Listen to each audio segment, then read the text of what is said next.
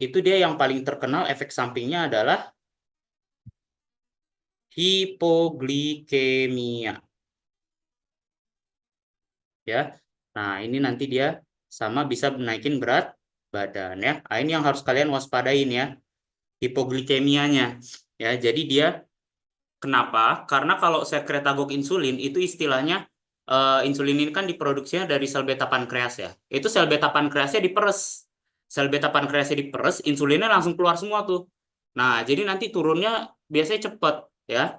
Nah, makanya dia jadi hipoglikemia. Atau biasanya dia minum obat tapi nggak sarapan, tapi nggak makan. Akhirnya apa? Turun jauh ya. Terjun payung gula darahnya. Atau dia kebiasaan minum metformin ya, diganti sama glimepirid ya, yang minumnya sekali sehari gitu. Nah, tapi dia lupa, dia tetap minum glimepiridnya 3 kali sehari. Ah, itu jadi hipoglikemia bisa ya. Nah, itu contoh kasus-kasus yang aku temuin biasanya kalau hipoglikemia alasannya gitu ya. Jadi kalau nanti kalian nemu kasus hipoglikemia, gali kenapa ya, harus kita cari tahu biar nggak berulang ya. Nah, kalau alpha glukosidase inhibitor ini dia contohnya akarbose ya, akarbos. Nah, ini dia mainnya di alpha glukosidase itu sendiri ya. Emang alpha glukosidase itu apa, Dok? Alpha glukosidase itu dia fungsinya mengubah polisakarida bentuk gula yang kompleks diubah jadi monosakarida bentuk gula yang simple ya. Biar bisa diserap sama usus. Karena usus itu nggak bisa nyerap polisakarida kegedean ya. Dia harus bentuknya monosakarida dulu. Nah, siapa yang motong-motong polisakarida jadi kecil-kecil? Ini si alpha glukosidase ya. Nah, kalau akarbose itu menginhibit alpha glukosidase, artinya apa? Nggak ada yang dipotong jadi monosakarida. Jadi polisakaridanya itu numpuk di dalam usus. Ya. Nah, kalau polisakaridanya numpuk di dalam usus, jadinya apa? Gulanya nggak diserap dan nanti gulanya akan dibuang lewat feses. Nah, jadi itu tujuannya alpha glukosidase inhibitor. Cuma efeknya apa? Dia karena numpuk di usus gulanya ya. Gula numpuk di usus nih ya. Jadi malah dipakai sama bakteri. Bakterinya mukbang di usus. Akhirnya apa dia? Metabolismenya gila-gilaan. Hasilnya gas. Jadinya apa? Pasiennya kentut-kentut atau flatus. Nah, itu dia jadi efek sampingnya ya. Nah, ada lagi yang namanya SGLT2 inhibitor. Nah, kalau SGLT2 inhibitor itu dia contohnya adalah dapagliflozin. Dapagliflozin. Nah, berarti kalian harus kenalan dulu sama SGLT2 itu apa? SGLT2 ini adalah transporter di tubulus proksimal ginjal. Ya. Nah, fungsinya untuk apa?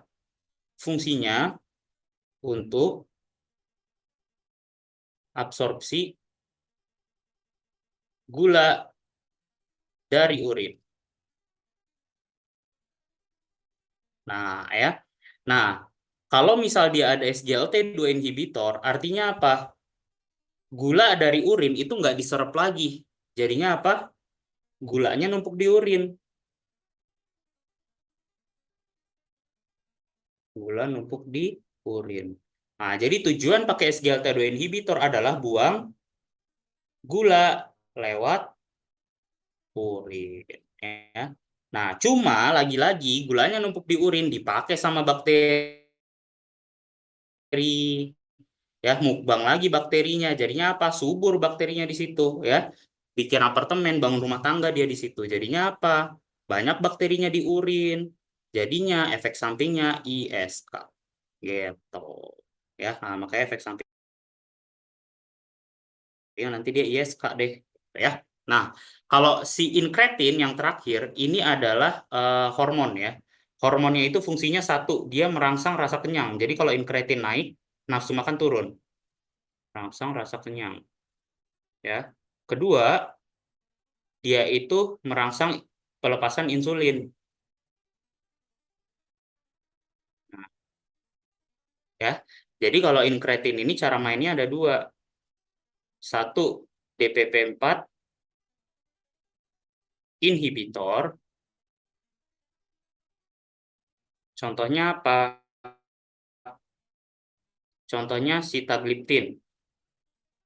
Nah, berarti kalian harus kenalan dulu ya sama si DPP4. DPP4 itu apa? Jadi incretin itu dihancurkan oleh DPP4. Nah, DPP4 inhibitor dia menghambat DPP4. Jadinya apa? Incretinnya nggak dihancurin. Jadi efeknya apa? Incretinnya tahan lama sehingga kadar incretin di dalam tubuh itu meningkat gitu. Jadi incretin makin naik itu makin bagus untuk DM ya. Nah, ada lagi satu lagi namanya GLP-1 agonis. Jadi dia GLP-1 ini adalah incretinnya ya. Jadi langsung kerja. Contohnya apa? Mungkin kalian pernah ini ya, denger ya, lagi rame namanya Ozempic. Ozempic itu isinya semaglutid. Ya, biasanya dipakai sama artis-artis luar kan, pakai Ozempic buat nurunin berat badan. Nah, jadi itu ya ini langsung kerjanya dia. Ngerangsang rasa kenyang sama ngeluarin insulin. Jadi bisa dipakai untuk terapi nurunin berat badan ya. Tuh si Ozempic. Ozempic tuh merek ya, isinya semaglutid. Oke. Jadi yang ini jawabannya adalah biguanid ya. Oke, gimana dok? Ada yang ini nggak nih, Sobat Medi? Wah, banyak sekali Pengen nih ya dok ya. nanya. Kita bacain dari yang pertama nih dok, dari kacang telur. Hmm. Izin dok, apakah kita perlu tahu cara konversi dari gula darah puasa menjadi HbA1c dan bagaimana caranya ya dok ya? Apakah bisa ya dok? Silakan dok. Oke, sebetulnya bisa ya, ada tabelnya ya. Gula darah puasa, cuma aku sendiri pribadi nggak hafal ya. Gimana cara nge-convert gula darah puasa sama sampai HbA1c. Nanti kalian search aja di Google ya, itu ada tabelnya. Cuma dari pengalaman aku ya, nggak terlalu akurat ya gula darah puasa ke HbA1c itu. Dan rumusnya ya nggak ada rumusnya ya. Intinya ada tabelnya gitu, kayak misal HbA1c 6,5 itu berapa gitu ya. Atau paling kalau sekarang mah udah ada kalkulatornya kali ya, cara nge-convert HbA1c jadi gula darah. Itu ya kalau misal memang di tempat kalian nggak ada sama sekali akses ke HbA1c boleh ya. Cuma kalau misal nggak ada apa namanya kayak gituan, kalian mau coba pakai satu obat dulu gitu nuruninnya pelan-pelan ya nggak apa-apa, cuma paling idealnya kalau udah praktek itu sesuai guideline yang tadi ya dan lihatnya dari HbA1c. Kalau nge-convert ada memang dari tabelnya ya, itu aku pribadi pun nggak hafal ya karena ya angkanya jelek jelek banget karena nggak ini loh, misal kayak GDP 150 jadinya 6,5 gitu, nggak kayak gitu, dia angkanya jelek ya, jadi agak susah kalau mau dihafal. Nanti di search aja tabel convertnya kalau mau lihat-lihat ya. Oke, selanjutnya ya dok ya, dari dokter Priapismus. Dok, bagaimana cara membedakan PRIDM, TTGOT, kemudian G2JPPT? Gimana ya dok? Oke. Iya. Kalau misal ini, berarti kalian harus tahu dulu GDP, GD2PP, sama TTG. GD2PP ini TTGO ya, sama HbA1c. Apa yang harus kalian tahu? Angka normalnya, angka abnormalnya, sama angka DM-nya. Ya. Kalau GDP tadi kan udah ya, angka DM-nya itu dia 126. GD2PP angka DM-nya itu 200. HbA1c angka DM-nya dia 6,5 ya. Nah, kalau GDP angka normalnya berapa? Coba, coba ada yang tahu nggak? GDP normalnya berapa? 100, pinter. Yes. Dia kurang dari 100 ya. Kalau GD2PP angka normalnya berapa? Kurang dari 140. Sip. Kalau HbA1c angka normalnya berapa? Kurang dari 5,7 dia ya. Nah, sip. Ini nanti tar aku garisin dulu deh biar kelihatan bedanya ya. Nah, berarti dia kalau GDP abnormalnya itu 100 sampai 125. Kalau GD2PP atau TTGO itu 140 sampai 199. Kalau HbA1c itu 5,7 sampai 6,4 ya. Nah, kalau misal kalian dapat pasien dia GDP-nya abnormal tapi TTGO-nya normal. Ini diagnosisnya jadi apa? Gula darah puasa terganggu. Ya.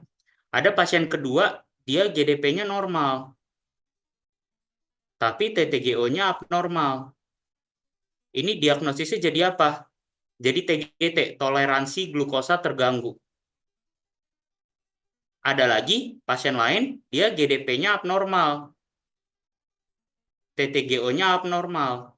Ini abnormal ya, nggak ada yang nyentuh DM ya. Kalau udah ada yang nyentuh DM, dia jadinya ini apa? Ya DM.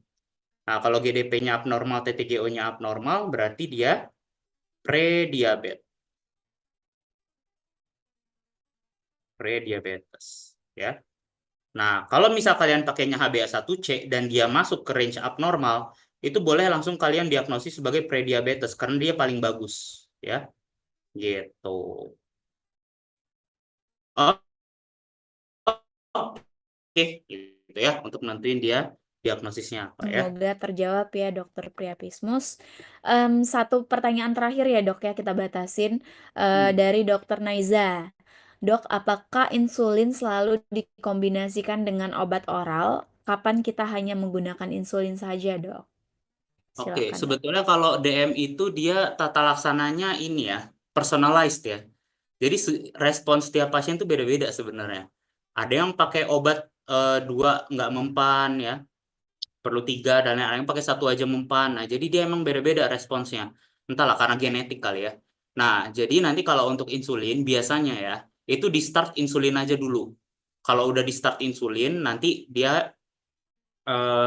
mempan nggak pakai insulin doang. Kalau misal insulinnya nggak mempan, udah dievaluasi dalam 3 bulan gitu.